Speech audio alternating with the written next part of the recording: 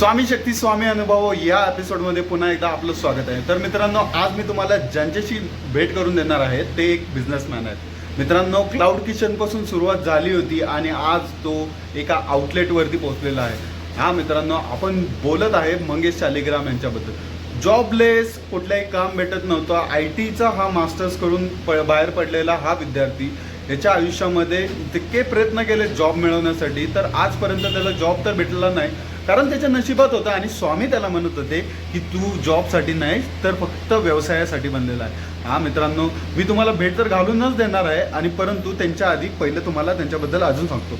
Masters in computer science, बाहेरच्या कंट्रीमध्ये ते शिकून आले। सर्व त्यांनी ट्राय केलं की जॉब कुठेतरी लागेल का, पण ते काय होतच नव्हतं मित्रांनो, कारण जॉबची मारामारी आजकाल एवढी आहे की जॉब लागला तरी 15,000ची नोकरी करणं हे मंगेश शालिग्राम यांना मान्य नव्हतं। कारण माझं शिक्षण ते काहीतरी डेप्रिशिएट केलं पाहिजे त्यांच्यामध्ये, त्यामुळं त्यांनी हा निर्णय घेतला आहे की पहिली गोष्ट त्यांच्या मित्रांनी त्याला सांगितलं, बघ बाबा, तू एवढा जॉब बघतोयस ते बघून उपयोग नाही आहे, तू एक काम कर, स्वतःचा बिझनेस चालू कर। बिझनेस चालू कर म्हणल्यावरती त्यांच्याकडे स्वतःकडे स्किल्स होते, ते पिझ्झा, बर्गर्स वगैरे जे पण अशा गोष्टी होत्या त्या सामान्य लोकांपर्यंत पोचावे यासाठी त्यांनी हे प्रोसेस चालू केली। मित्रांनो, अतिशय स्वस्त दरात, म्हणजेच एक 50-40 रुपये, 40-50 रुपयामध्ये लोकांना पिझ्झा खाऊ घालता येते, म्हणजे सेवेचं पण काम करतात ते। गरिबांना जी आवडती गोष्ट आहे, जे पाहिजे असती ती त्यांना भेटावी यासाठी त्यांचा प्रयत्न असतो, आणि त्या गोष्टीसाठी ते झगडत असतात। आणि मित्रांनो, याच्यामध्ये स्वामी शक्तीचा काय अनुभव आहे ते तुम्हाला सांगतो।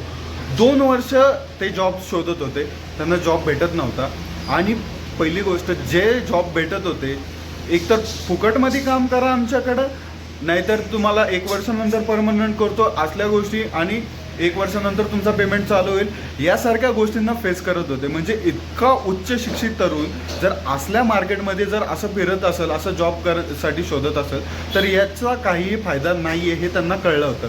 मित्रांनो, स्वामी शक्तींवरती विश्वास ठेवणारे मंगेश शालिग्राम हे दिवसाला केंद्रामध्ये जाऊन पाया पाडायचे आणि स्वामींमुळं समोर एकच गोष्ट ठेवायचे, स्वामी मला बाहेर काढा आणि मला एक असा रस्ता दाखवा जेणेकरून मला एकतर सामान्य लोकांची सेवा देखील करता येईल, आणि दुसरी गोष्ट म्हणजे एकतर सगळ्यांना खायला पोट भरून हे पण भेटायला पाहिजे। तर मित्रांनो, त्यांच्या डोक्यात आलं की आपण फूड सेवा म्हणजेच खाण्यापिण्याच्या गोष्टी लोकांपर्यंत पोचू शकतो, यासाठी त्यांनी हा एक वे शोधला, आणि त्यांना तो शोधला आणि तो भेटला देखील।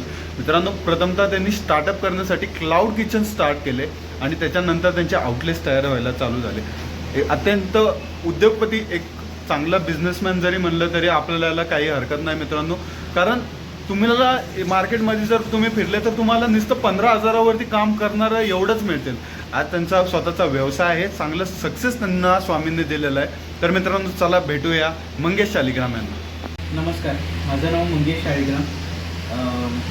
मी आत्ता सध्या माझं कॅफे चालू केलं आहे पुण्यामध्ये, आणि माझं शिक्षण म्हणजे मास्टर्स इन कॉम्प्युटर सायन्स झालेलं आहे।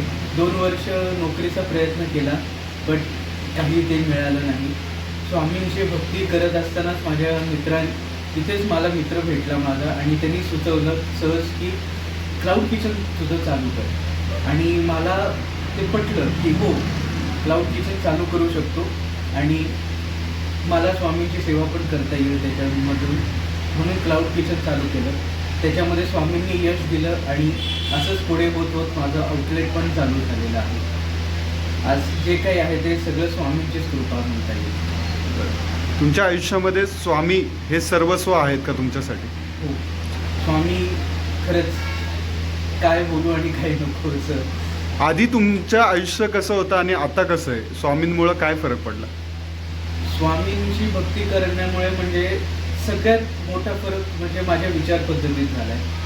पॉझिटिव्हिटी आली आहे। ओके, सगळ्या गोष्टीत चांगलं कसं होईल ह्याचा विचार करतो, म्हणजे एक निगेटिव्ह असायचो, आता पॉझिटिव्ह राहतं, आणि लोक पण मला खूप मदत करतात। ओके, म्हणजे सर्वांगीण स्वामींमुळं तुम्हाला सगळीकडनं मदतीचे हात येता येते, हो, जे काही आधी कुठल्याही याच्यात येत नव्हते आणि स्टक झालं का तुम्हाला वाटत होतं। मंगेशजी, स्वामींचं आणि तुमचं नातं कसं आहे? स्वामींचं आणि माझं नातं म्हणजे आई मुलासारखं। स्वामी म्हणजे माझी माऊली। जसं मला आईने जन्म दिला मला सांभाळलं तसं स्वामींनी सांभाळलेलं आहे. प्रत्येक गोष्ट प्रत्येक गोष्टीत त्यांनी मदत केलेली आहे. जी काही अडचण आली सगळ्या ह्याच्यामध्ये त्यांनी साथ दिली.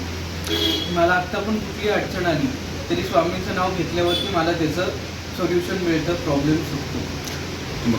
अक्कलकोटला कधी जात आहे? लवकरच. श्री स्वामी समर्थ. धन्यवाद मंगेशजी, खूप खूप आभार आपले.